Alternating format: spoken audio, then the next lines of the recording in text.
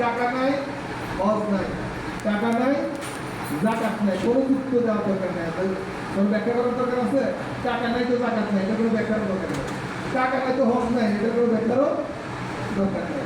তাহলে আমরা যারা মুসলিম আছি, আমরা যদি মনে করি যে মহান আল্লাহ রাব্বুল আলামিন আমাদেরকে একটা ইসলাম বা শান্তির ধর্মের উপর প্রতিষ্ঠিত করেছে, যেখানে 5টা স্তম্ভ বা 5টা খুঁটি দাঁড় করে দিয়েছে। যে বিল্ডিংটা কয়টা খুঁটির উপর দাঁড়ানো আছে, ঠিক ইসলামও 5টা স্তম্ভ বা খুঁটির উপর দাঁড়ানো আছে। এর মধ্যে নাম্বার 1 হলো ঈমান।